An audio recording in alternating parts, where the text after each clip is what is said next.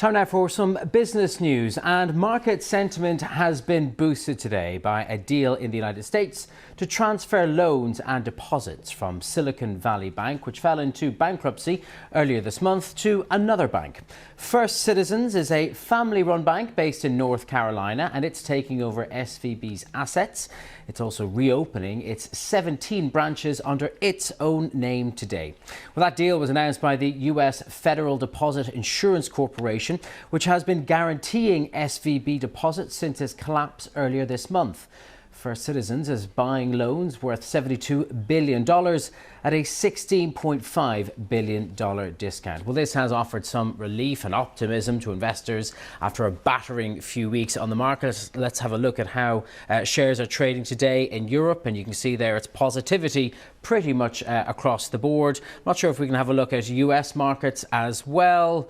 There they are, and it's a similar picture there, with the exception of the tech-focused Nasdaq, which is down by just a touch. Well, let's speak now to Samira Hussain, who's in New York for us. Samira, what more can you tell us about this deal, how this deal was reached, and what it means? Well, there's been a lot of negotiations to try and find a bank that was willing to buy SVB. So why would a bank like, this First Citizens want to purchase this bank? One, I think some of the potential losses that it may suffer will actually be shared by the FDIC, which is the regulator that took control of the bank. The other issue is that, they didn't buy all of the bank. They bought some of their loans, but they didn't buy some of the financial instruments, for example. So that offers them a little bit more cushion. And on the plus side, of course, it gives them more access to branches in the northeastern part of the United States. So, on a whole, they've been trying to find, the regulators have been trying to find a buyer, and they managed to do that. And I think that has really offered some calm to the banking sector that has been pretty turbulent over the last few weeks. It sure has. And looking at the market sentiment today, that will boost, I suppose, hopes that this draws a line under the banking crisis, the one that has been particularly affecting those small regional banks in the United States. But I guess, is it too soon to say, do you think? I mean, I think it's all very, very volatile. I don't think I'm necessarily in a position to say whether it's going to do everything that it needs to, because we've seen over the last few weeks that despite assurances from regulators, investors were still really nervous. And you saw that kind of reaction happening both in the United States and in Europe. If you look at the way shares of other banks had happened in the wake of Credit Suisse. So it really does depend on the temperament of investors, somewhat a fickle bunch, I believe.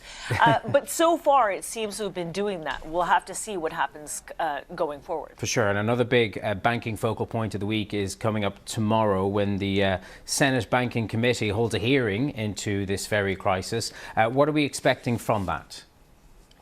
Well, if you take a look at the way that the hearing went when Treasury Secretary Janet Yellen made her appearance, even though she was supposed to talk about the U.S. budget, it was pretty much focused on SVB and the way that the government came in to rescue it.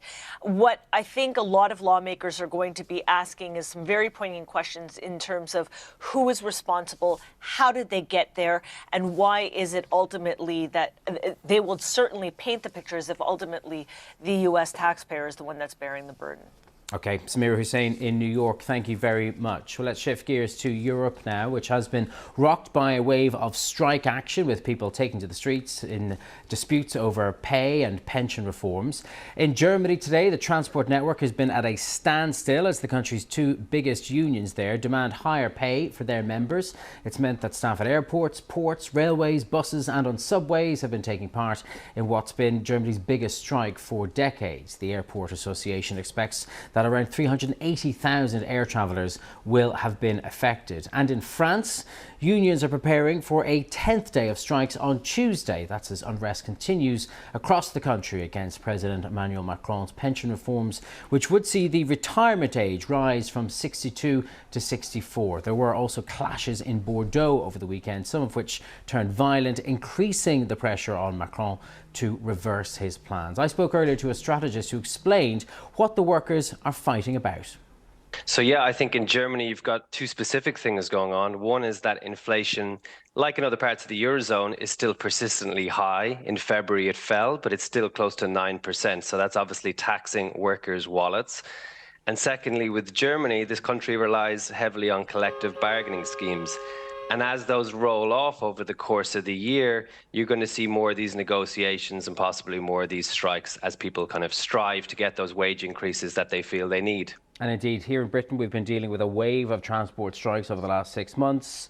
In certain other countries, transport strikes are kind of a regular part of doing business. But I wonder how unusual and how damaging a work stoppage on this scale is for a country like Germany. Well, I think the answer is, the question is, how long does it go on for? You know, look, we're looking now at a 24-hour strike. It's on a Monday. So that's obviously going to have a huge impact. And as you mentioned, you've got two of the kind of largest unions in Germany taking action on this and encouraging their workers to strike.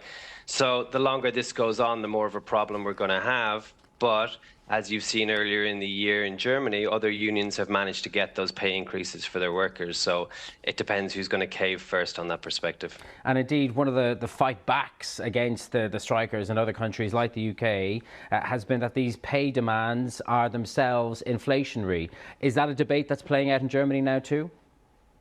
I think that's certainly the case. Yeah, look, the two unions are looking for between 10.5% and 12% pay increases. Obviously, that's going to have an impact when you've got unions, with collective members of more than 2.5 million people. Inflation's been kind of falling in Europe, but there's an element of it that's kind of still persistent. And as we see more of these unions negotiate, and if we see more pay increases being given over the course of the year, like you said, inflation could be circular and it definitely could be persistent.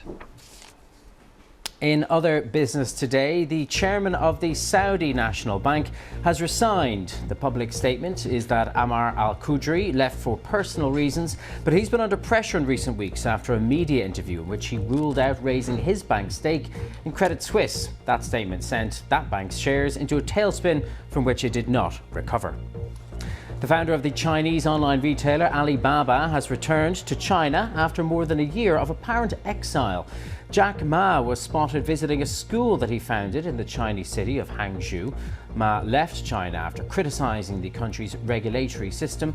Alibaba's Hong Kong listed shares jumped by 4% on the news. And that is your business here on BBC News. I'm Tadhg Enright on social media. Until next time, goodbye.